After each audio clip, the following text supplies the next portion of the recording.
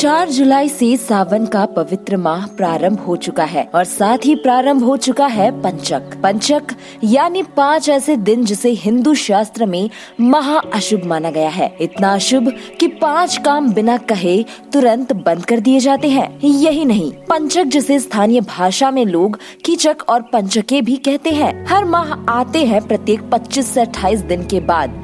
5 नक्षत्रों का ऐसा योग बनता है कि स्वयं भगवान नारायण ने गरुड़ राज को बताया था हर माह में आने वाले 5 दिनों का महत्व। मित्रों, विष्णु पुराण में भगवान नारायण ने पंचक के 5 दिनों में होने वाली मृत्यु के बारे में कही थी। बहुत भयानक बात। तो पंचक को क्यों माना जाता है इतना अशुभ, और कौन से है वो काम जो इन 5 दिनों में बिल्कुल ही बंद कर देने चाहिए, और कब से प्रारंभ हो रहा है पंचक, जानेंगे आज के इस वीडियो में। लेकिन उससे पहले व्रत, उपवास और रहस्यमय कथा को सुनने के लिए त्रिलोक को अभी सब्सक्राइब कर ले, ताकि धर्म और आपके जीवन से जुड़ी जानकारी आपको मिलती रहे। मित्रों, हिंदू धर्म में कोई भी शुभ कार्य सही समय और शुभ मुहूर्त देखकर ही किया जाता है। शास्त्रों में माना गया है कि अशुभ समय में या बिना मुहूर्त देखकर किया कोई भी कार्य सफल नहीं होता।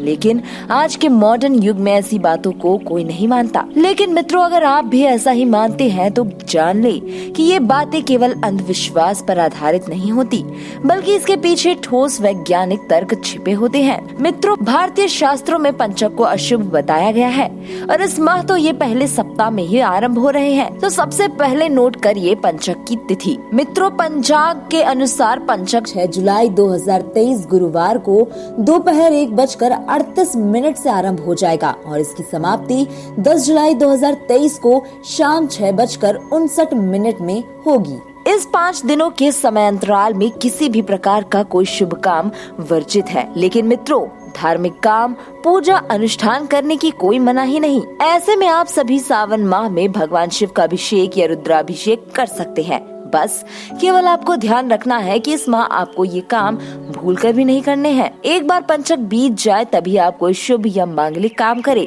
मित्रों, लेकिन सब कुछ हमारे हाथ में तो नहीं, सो कभी कभी इमरजेंसी भी पड़ जाती है। हो सकता है किसी के परिवार में किसी की मृत्यु हो जाए। अगर ऐसा होता है तो मित्रों सावधान, क्योंकि भगवान नारायण ने पक्षीराज गरुड़ को बताया था कि पंचक में मरने वाले जीव की नहीं होती है संतति, उसकी आत्मा अतृप्त होकर भटकती है। इसलिए शास्त्रों में कुछ ज्योतिषीय उपाय द्वारा मृतक आत्मा के लिए बताए गए हैं। मित्रों, भगवान गरुड़ जी ने जब ये प्रश्न भगवान विष्णु नारायण से किया था कि इन 5 दिनों में मरने वाला मनुष्य अपने साथ अपने कुल गोत्र के 4 सदस्यों को और ले जाता है, क्योंकि मित्रों पंचक 5 नक्षत्रों से मिलकर बना है। पंचांग के अनुसार जब चंद्रमा का गोचर धनिष्ठा, शतभिषा, पूर्वा भाद्रपद, उत्तरा भाद्रपद और रेवती नक्षत्र में होता है, तब पंचक की महा अशुभ स्थिति उत्पन्न होती है। साथ ही जब चंद्रमा का गोचर जब कुंभ और मीन राशि में होता है तब पंचक लग जाता है। ज्योतिष विद्वान के अनुसार जब चंद्रमा कुंभ और मीन राशि में गोचर करता है तब भी ये समय पंचक का माना जाता है। पंचक को भदवा भी कहा जाता है। इसलिए भदवा में कोई भी ऐसा काम नहीं किया जाता जिससे मनुष्य की सुख शांति जुड़ी होती है।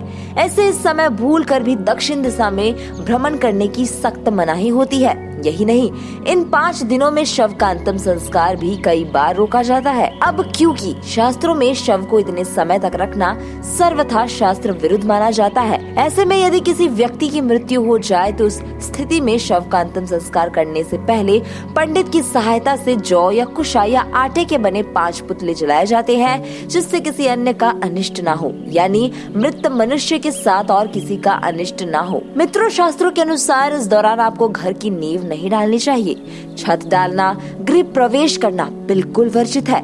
लकड़ी का सामान, फर्नीचर खरीदना वर्जित है। लेकिन अगर आप फिर भी ऐसा करते हैं तो अपनी मुसीबतों को आप खुद निमंत्रण देते हैं। मित्रों, इन 5 दिनों में अगर आप नया व्यापार आरंभ करने की सोच रहे हैं तो थोड़ा रुक जाए, क्योंकि इस माह यज्ञोपवीत संस्कार, अन्नपाशान संस्कार जैसे कार्य भी नहीं किए जाते, अन्यथा हानि होने की संभावना बनी रहती है। लेकिन दोस्तों, ज्योतिष कहते हैं कि आप इस दौरान पूजा पाठ, नाम जप सारे काम कर सकते हैं। ध्यान रखें, पंचक के दौरान चारपाई नहीं बनवाए, घास या लकड़ी जैसी चलने वाली वस्तु इकट्ठी न करे, यम और पितरों की दिशा में यात्रा करने से बचे, भूल कर भी कहीं निवेश नहीं करे, किसी भी प्रकार के लेन देन से बचे। तो मित्रों, क्या आप मानते हैं पंचक के अशुभ प्रभाव को? कमेंट करके अवश्य बताएं और वीडियो पसंद आया हो तो जितना हो सके इसे शेयर करें।